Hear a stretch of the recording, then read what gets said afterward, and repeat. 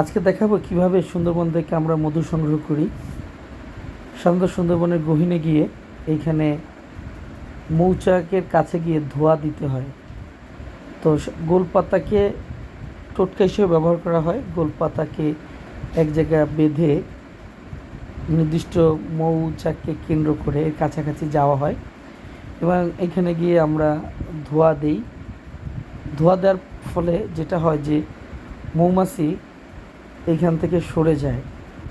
তো প্রথমে আমরা ধোঁয়াটা তৈরি করে নিই এবং যে চাকটা থেকে মধুটা পাড়া হবে সেই চাকের কাছাকাছি চলে যায় এবং সেফটির জন্য মুখটা একটু বেঁধে রাখি যাতে আমাদের কাছে না আসতে পারে এবং আমাদের কামড় দিতে না পারে। সবার আগে সেফটিটা তো মেনশন করতেই হবে। তো যাই হোক, ধোঁয়া দেওয়ার ফলে যেটা হয় যে কাছাকাছি গেলে এবং এই চাকগুলো কাছাকাছি গিয়ে যখন আমরা ধোঁয়া দিই তখন আস্তে আস্তে এই মৌমাছিগুলো সরে যেতে থাকে এবং সরে যাওয়ার ফলে যেটা হয় যে মৌচাকটা একদম ফাঁকা হয়ে যায় এবং মধুটা দেখা যায়। তো সুন্দরবনের সবচেয়ে জনপ্রিয় মধু হচ্ছে খলিশা ফুলের মধু। বর্তমানে খলিশা ফুলের মধু পাওয়া যাচ্ছে। আপনি চাইলে এখন অ্যাভেলেবেল খলিশা ফুলের মধু নিতে পারবেন আমাদের কাছ থেকে।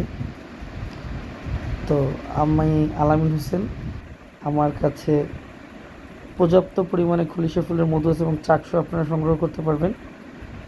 আমরা সরাসরি চাক আপনাকে পাঠাতে পারবো ইনশাল্লাহ। তো আমরা মধুগুলো সব একত্রে আনি, এক জায়গা কাটি,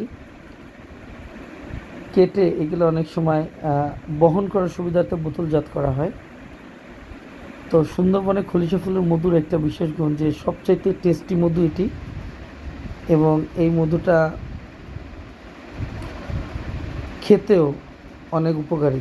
এবং আরেকটা জিনিস হচ্ছে সুন্দরবনের মধু কিন্তু কখনো জমে না। যদি কখনো এমন হয়ে থাকে তাহলে এটা সুন্দরবনের মধু না, এটা মাথায় রাখতে হবে আপনাদের। তো যাই হোক, আশা করি যাদের এই ফ্রেশ মধু লাগবে অবশ্যই আমাদের সাথে যোগাযোগ করতে পারবেন। ধন্যবাদ।